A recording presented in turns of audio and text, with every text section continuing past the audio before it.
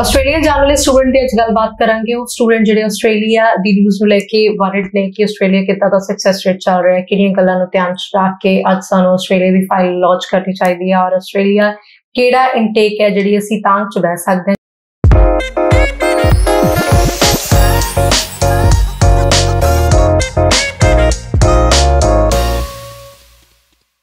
ਗੱਲਬਾਤ ਕਰਾਂਗੇ। ਮੇਰੇ ਨਾਲ ਫਿਰ ਤੋਂ ਵੈਸਟ ਓਵਰਸੀਜ਼ ਤੋਂ ਮਿਸਟਰ ਪ੍ਰਦੀਪ ਜੀ ਜੁੜੇ ਹੋਏ ਨੇ ਜੋ ਕਿ ਵੈਸਟ ਓਵਰਸੀਜ਼ ਦੇ ਐਮਡੀ ਨੇ। Hello and welcome. ਸਤਿ ਸ਼੍ਰੀ ਅਕਾਲ ਜੀ। Thank you. ਸਤਿ ਸ਼੍ਰੀ ਅਕਾਲ। ठीक ठाक हो सर? बढ़िया जी।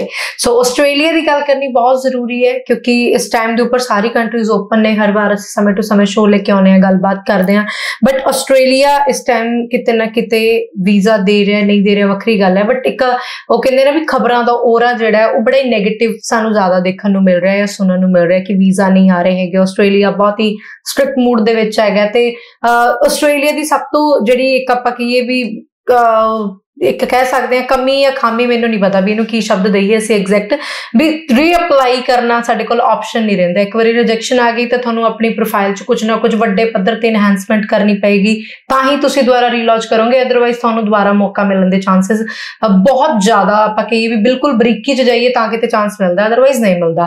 सो आस्ट्रेलिया फूक फूक के कदम रखण वाला काम है भी पहला ट्राई है फर्स्ट अटैम्प्ट च वीज़ा लैना। ਕਿਹੜੀਆਂ ਗੱਲਾਂ ਨੇ और लेटेस्ट सिनेरियो किदां दा, किहड़ियां गल्लां दी तुसीं सजेस्ट करदे हो स्टूडेंट्स को? देखिए, अगर ऑस्ट्रेलिया की बात करें तो ऑस्ट्रेलिया एक ऐसा कंट्री है जिसमें मोर देन 180 कंट्रीज के स्टूडेंट्स पढ़ रहे हैं। राइट।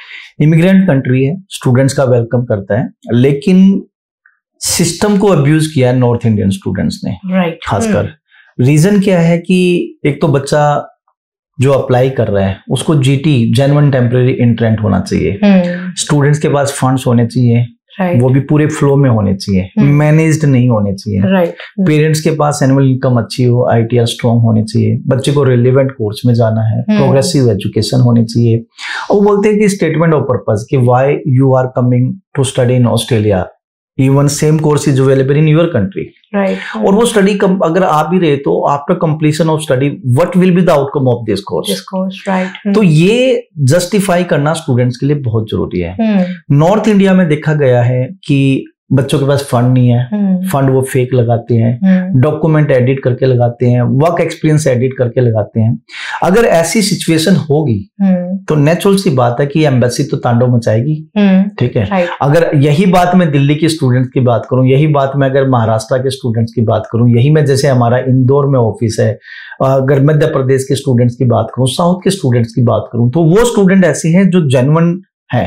वहां मैं इसका मतलब ये नहीं कि नॉर्थ इंडिया में जेन्युइन नहीं है, लेकिन मेजॉरिटी ऑफ द स्टूडेंट्स उनको ये नहीं पता वहां के बच्चों को कि एडिट वाली चीज क्या होती है। वो तो पूरे रिसर्च के साथ आते हैं कि जी ये यूनिवर्सिटी और ये पर्टिकुलर कोर्स, ये मेरे फंड रहे और ये मेरी एसओपी रही। अगर नॉर्थ इंडिया की बात करूं, फंड नहीं है, ठीक है, गैप है, ऐसा कोर्स दो जिसमें मुझे पढ़ना ना पड़े, ठीक है, पहुंचा दो बस वहां। जी। तो मैक्सिमम स्टूडेंट्स यहीं कहा जाता है नॉर्थ इंडिया का। तो अब देखा गया है कि मेजॉरिटी ऑफ द स्टूडेंट्स किस एरिया से जो वहां जाके कॉलेज चेंज कर लेते हैं, कोर्स चेंज कर लेते हैं, वो नॉर्थ इंडिया के मिलते हैं। That's the reason high commission थोड़ी सी स्ट्रिक्ट है, but it does not mean कि वो जेन्युइन स्टूडेंट्स को वेलकम नहीं कर रही। आज की डेट में एम्बेसी की पारखी नजर है एजेंट्स के ऊपर कि किस एजेंट से फेक डॉक्यूमेंट आ रहे हैं। ठीक है। आज की नजर में, आज की कह सकते हैं कि जो सिनेरियो चल रहा है इसमें एक स्टूडेंट्स पे उनकी पारखी नजर है। ओके। तो यहाँ स्टूडेंट को समझना होगा कि जेन्युइन एजेंट होना चाहिए, जो जिसके पास एग्रीमेंट्स हो, जो आपके भले की बात करे, न कि पैसे की बात करे। नॉर्थ इंडिया में चलता क्या है, पैकेज, वो एक बहुत बड़ी प्रॉब्लम है। बच्चे के लगे तो 8 लाख एक्चुअल खर्चा, दे के जा रहा है 18 लाख, अब 10 लाख रुपए तो ऑलरेडी एक्स्ट्रा पे कर दिए, वो पढ़ेगा थोड़ी। तो ये कुछ रीजंस है जिस कारण से एम्बेसी स्ट्रिक्ट है। लेकिन आज भी स्टूडेंट्स जो जेन्युइन है उसको एम्बेसी वीजा दे रही है, बच्चे वहां पढ़ रहे हैं और वेल सेटल हो रहे हैं। ऑस्ट्रेलिया एक ऐसा कंट्री है जो हमेशा से इंटरनेशनल स्टूडेंट का वेलकम करता आया है। उन्होंने तो ऐसे कोर्सेज की लिस्ट भी निकाल रखी है जिसमें अगर आप जाते हैं तो आपको 2 साल का extra post study work visa मिलेगा, जिसमें मोस्टली स्टेम कोर्सेज है, IT, electrical, mechanical, civil, food technology, nursing के प्रोग्राम है, हेल्थ सेक्टर के प्रोग्राम है। तो इस टाइप के प्रोग्राम में जाओगे, चाहे बैचलर में जाओ चाहे मास्टर्स में जाओ, राइट। तो आपको 2 साल एक्स्ट्रा। कौन सा कंट्री है जो 5 साल का वर्क वीजा दे रहा है, पोस्ट स्टडी वर्क वीजा? कोई भी नहीं, सिर्फ ऑस्ट्रेलिया ही दे रहा है। लेकिन वो कहता है आप आ रहे हो पढ़ने आओ, और पढ़ने के लिए अगर आप आ रहे हो तो डिच करके ना आओ, जेन्युइन डॉक्यूमेंट के साथ आओ और वहां आके पढ़ो। तो बच्चा, जो ऐसा बच्चा है वो वेल सेटल्ड है। अभी वीजा लग रहे हैं, सक्सेस रेट है अच्छे स्टूडेंट का। अगर आप मेरे पेज पे जाओगे तो यू विल फाइंड कि डेली हमारे वीजे आ रहे हैं। मैं आपके मोबाइल फोन में जो आपका ग्रुप बना हुआ है, रिसेंटली जो वीजा आते हैं, अगर आज का कोई वीजा है तो मैं वो जरूर जानना चाहूंगी। जी डेफिनेटली, मैं आपको कुछ स्टूडेंट्स के अभी नाम गिनवा देता हूँ, उनकी प्रोफाइल भी बता देता हूँ। Right, just hold. बात करनी इसलिए जरूरी है क्योंकि स्टूडेंट को मोटिवेट करना हमारा मेन मोटिव है इस प्रोग्राम के जरिए। सो तुसी जेड़ा हुणे सर थानू दसणगे भी केड़े-केड़े स्टूडेंट दी की। देखिए, ये स्टूडेंट है हर्ष, सोनीपत से बिलोंग करता है, 12th की है 2022 में, पीटी किया है, 67 स्कोर है, और इसके बाद bachelor of enterprise management system में ये जा रहा है बच्चा। और कॉलेज का नाम है, कॉलेज में जा रहा है, बल्कि कुछ कहते हैं ना कि यूनिवर्सिटी में वीजा आ रहे हैं, कॉलेज में भी आ रहे हैं। AIBI कॉलेज है, उसमें इस बच्चे का वीजा आया है।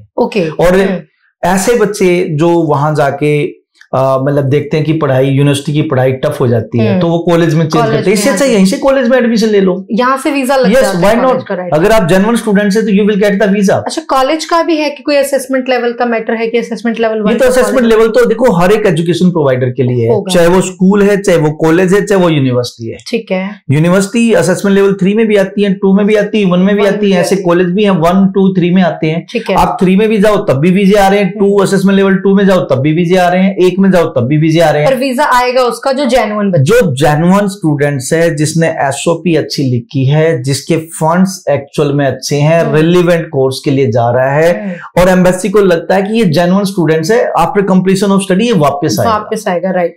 मैं नेक्स्ट स्टूडेंट की बात करूं, मोहित है, चंडीगढ़ ब्रांच से इस बच्चे का वीजा आया है, BA किया है। सर BA, सिंपल BA 2022 में, पीटी का स्कोर था 63, कोई वर्क एक्सपीरियंस नहीं। उसके बाद university of technology Sydney UTS में जा रहा है, और मास्टर्स है ह्यूमन रिसोर्स मैनेजमेंट। ठीक है, तो इस बच्चे का वीजा है HRM में, BA वाले बच्चे का। नेक्स्ट बच्चे की बात करूं, सनेहा, 12th मेडिकल बैकग्राउंड है, 2022 में, करनाल ब्रांच का बच्चा है मेरा, करनाल ब्रांच से इस बच्चे का वीजा लगा है, और ये एक्सेलसिया कॉलेज में जा रहा है, bachelor of early childhood education. देखिए ध्यान से, बच्चे ने क्या किया है, मेडिकल, और मेडिकल वाला बच्चा जा रहा है अर्ली चाइल्डहुड एजुकेशन में, और आईएलटीएस स्कोर था 6.5 बैंड। मतलब अगर इसके 7 बैंड ईच आ जाते तो हम इसको नर्सिंग भी दे सकते थे, क्योंकि 7 बैंड ईच नहीं थे, 6.5 बैंड थे। तो bachelor of early childhood education में इस बच्चे का वीजा लिया है, और किस में लिया है? कॉलेज में लिया है, यूनिवर्सिटी में भी नहीं। मैंने 3 वीजे दिखाए हैं, 3 में से 2 कॉलेज के हैं। नेक्स्ट बच्चे की बात करते हैं, ये रिसेंटली आया हुआ वीजा है, ये नहीं कि कोई पुराने हैं। चारवीं स्टूडेंट है, चारवीं, और 12th 2022 art students, 12th arts, Karnal branch का ही बच्चा है, और आईएलटीएस 6.5 बैंड है, और RMIT यूनिवर्सिटी में बैचलर ऑफ बिजनेस में इस बच्चे का वीजा लगा है। राइट, जुलाई इनटेक है ये सारे। नेक्स्ट में बच्चे की बात करूं तो बच्चे का नाम है जतिन, और इसने किया था बैचलर वोकेशनल सॉफ्टवेयर डेवलपमेंट में, इसकी बैचलर थी 2021 में, और विक्टोरिया यूनिवर्सिटी में ये बच्चा जा रहा है master of applied information technology में। अच्छा प्रदीप सर, एक बात हम कई बार ऑफ कैमरा भी डिस्कस करते हैं कि अगर आप जितना यूनिक कोर्स लेते हो उतने आपके सक्सेस रेट बढ़ने के चांसेस जो है बढ़ जाते हैं। किसी पर्टिकुलर कंट्री को लेके ये चीज है कि ये हर एक कंट्री में ये चीज इम्प्लीमेंट? हर एक कंट्री में, हर एक कंट्री में। आप सिर्फ होटल मैनेजमेंट में जा रहे हो, या आप सिर्फ बिजनेस मैनेजमेंट में जा रहे हो, तो वो चीजें, ये सिर्फ MBA कर रहे हो, तो ये तो एक आप कह सकते हो कि एक भेड़ चाल है। लेकिन अगर आप यूनिक कोर्स ले रहे हो, जैसे आपने मान लो बैचलर बिजनेस ही ले लिया, आप वहां स्पेशलाइजेशन लीजिए, अकाउंटिंग हो सकता है, फाइनेंस हो सकता है, मार्केटिंग हो सकता है, HR हो सकता है। ठीक है, किसी भी स्ट्रीमलाइन में पर्टिकुलर आप अगर फोकस करके कोई एक अलग से भी लेते हो तो उसके ज्यादा ERP, आज की डेट में ERP एंटरप्राइज रिसोर्स प्लानिंग बहुत बड़ा यूनिक कोर्स है। तो इस टाइप के कोर्स में आप जाएंगे, definitely you will get the visa. अब देखिए आपके पास 12th कॉमर्स है, कॉमर्स तो है, तो आप ऐसा तो है नहीं कि आप अब कोई आईटी कर लोगे या फिर आप नर्सिंग कर लोगे, जाना तो आपको अपनी फील्ड में पड़ेगा, बिल्कुल बिजनेस मैनेजमेंट में जाओगे, लेकिन go for the specialisation. Pradeep sir, एक ना स्टूडेंट से कई बार कम्युनिकेट करते हैं हम फेसबुक के जरिए, यूट्यूब के जरिए भी, है ना, बच्चे कनेक्ट करते हैं कि ऑस्ट्रेलिया अप्लाई करना है, लेकिन डॉक्यूमेंटेशन रेडी करते करते हमारा इनटेक मिस हो रहा है।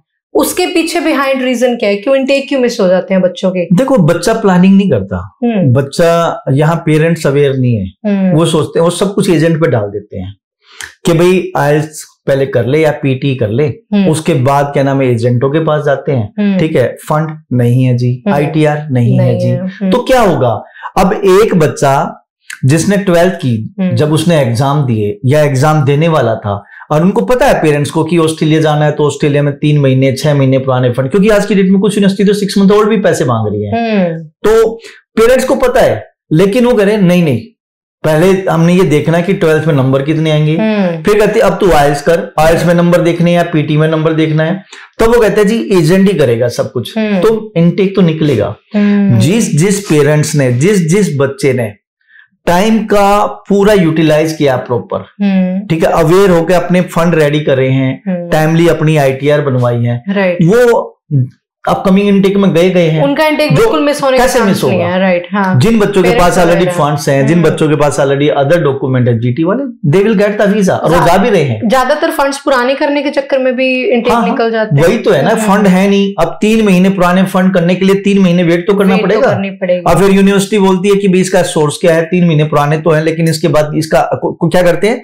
इकट्ठे पेमेंट डाली 25-30 लाख रुपए, उसके बाद ना ट्रांजैक्शन पहले थी ना बाद में थी, एम्बेसी भी लास्ट ना, और यूनिवर्सिटी पूछ लेती है कि भाई ये तेरे 30 लाख रुपए पड़े कहां से आए, पहले खाते में 30,000 से एकदम से 30 लाख कहां से आ गए? तो एम्बेसी को पता है कि दिस मनी इज मैनेज्ड, तो ये एक रीजन है, राइट। सो हमें खुद के लिए तो अवेयर होने की जरूरत है, क्योंकि अभी अगर जो लोग चले गए हैं उनका टाइम पीरियड अलग था, लेकिन अभी अगर आप गलतियां करोगे तो आने वाले और स्टूडेंट है उनके लिए बहुत ज्यादा नुकसान हो सकता है। सो प्रदीप जी, थैंक यू नाल जुड़न दे लिए। कुछ सजेशन खास स्टूडेंट ਨੂੰ ਦੋਗੇ ਤਾਂ ਕੀ है, और इनटेक ਕਿਹੜੇ ਦੇ ਲਈ ਹੁਣ फाइल्स ਤੁਸੀਂ ਜਿਹੜੀਆਂ ਨੇ ਉਹ ਲੈ ਰਹੇ ਹੋ स्टूडेंट्स? देखो, मैं अगर ऑस्ट्रेलिया की बात चल रही है तो ऑस्ट्रेलिया की बात करेंगे, मैं ये नहीं कहता कि आप वेस्टर्न ओवरसीज से वीजा लगवाओ, लेकिन मैं ये जरूर कहूंगा कि एक जेन्युइन कंसल्टेंट के पास जरूर जाए।